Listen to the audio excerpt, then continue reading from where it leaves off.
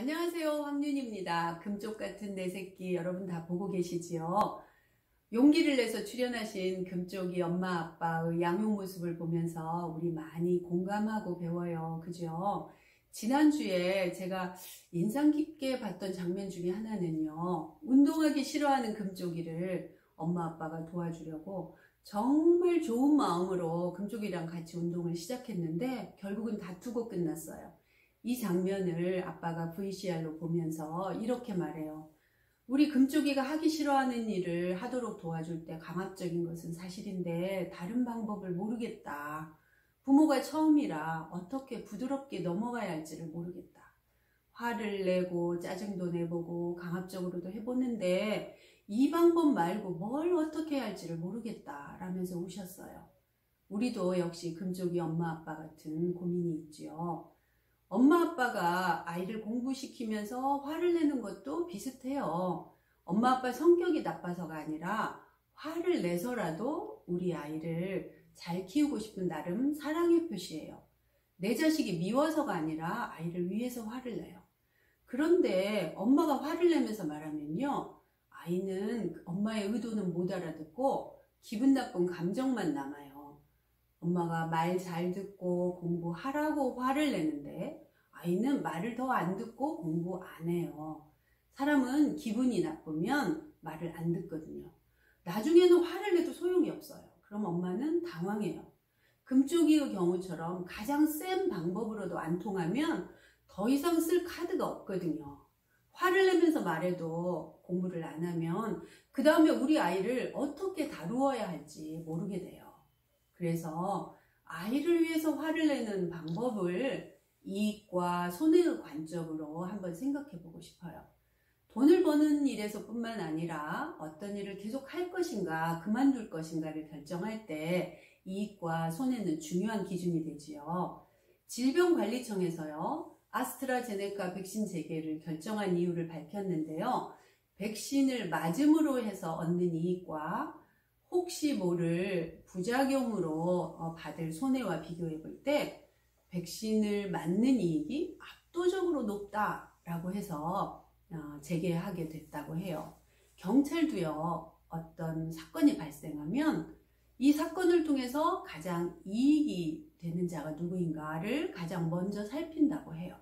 판사도요. 가장 중요한 어떤 재판의 판결문을 보면 이익과 손해를 중요시해요. 부모인 우리도요, 우리 아이를 잘 키우고 싶다는 것은 우리 아이에게 이익이 되게 키우고 싶다. 손해나지 않게 키우고 싶다는 의미지요. 이 말을 공부시키는 일에 적용해 보면요. 우리 아이 공부하는 아이로 키우고 싶다. 저는 개인적으로 공부 잘하는 보다 공부하는을 더 중요하다고 여기거든요. 그 이유는 다음 영상에서 말씀드릴게요. 어쨌든 공부하는 아이로 키우고 싶지 공부 안 하는 아이로 키우고 싶지는 않죠. 그래서 공부시키려고 화내는 방법을 선택해요. 화를 내서라도 공부를 시켜야 한다고 생각하니까요. 아이를 위해서 화를 내야 한다고 생각하지요. 잘 생각해보면요. 엄마랑 아이가 다투는 대부분의 이유가 공부 때문이에요. 공부 도와주고 학교 갈 준비 도와주다가 화를 내거든요. 아침에 깨워도 안 일어난다고 화내고 또 지각한다고 화내고 준비물 빠뜨린다고 화내고 아이를 데려다 주면서 별일 아닌 걸로 대화하다가 말다투면서 화내고 학교에서 돌아오는 아이 학원 보내면서 실랑이 하고 또 숙제 도와주면서 화내고 또 공부는 안 하고 게임만 한다고 화내고 어서 자라고 화내고 하루 일상이 화로 시작해서 화로 끝나요. 아이를 위해서 화를 내고 아이 공부를 시키기 위해서 화를 냈는데 우리 잘 생각해 보자고요. 결과는 이익인가요? 손해인가요? 이익일 줄 알고 화내는 방법을 선택했는데 손해가 났어요. 그럼 어떻게 해야 되죠? 접어야죠.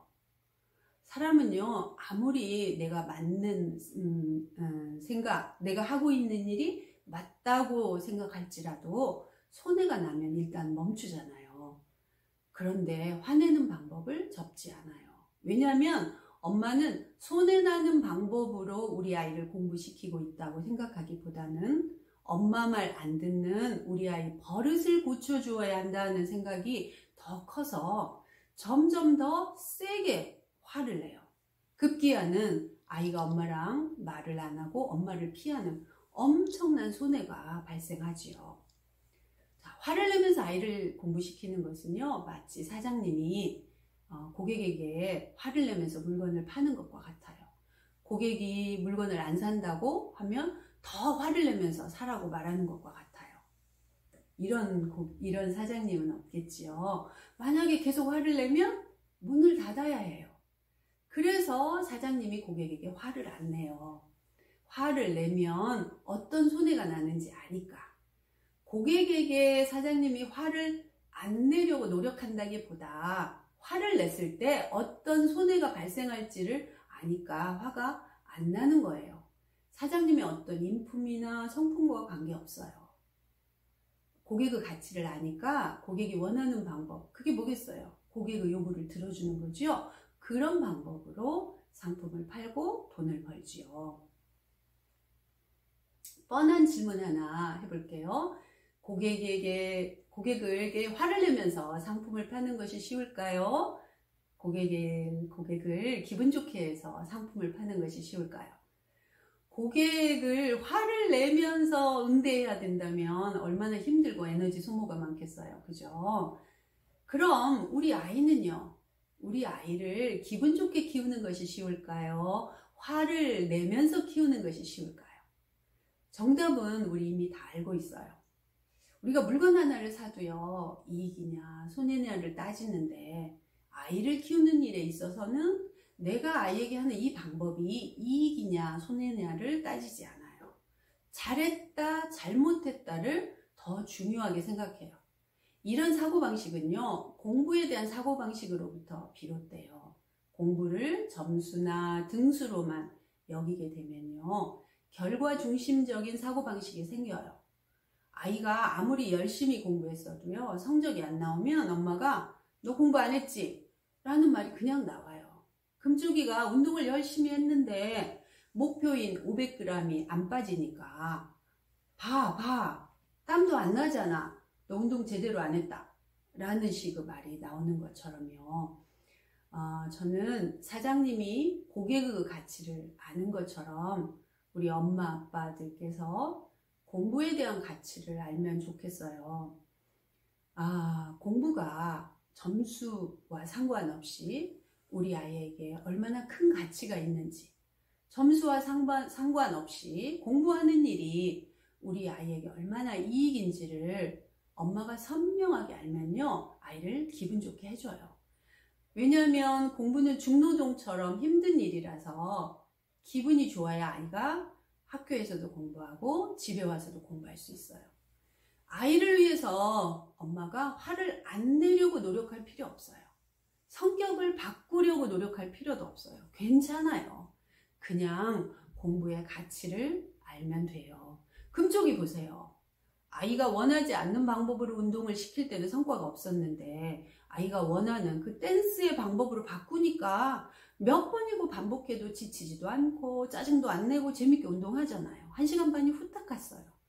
아이가 공부하기 싫어하는 아이를 억지로 앉혀놓고 공부시킬 때는 짜증만 내던 아이가 엄마가 주도권을 아이에게 주고 엄마 아빠는 돕는 자로 자리를 바꾸니까 아이가 기분이 좋아서 자기가 계획한 대로 재미있게 공부하지요.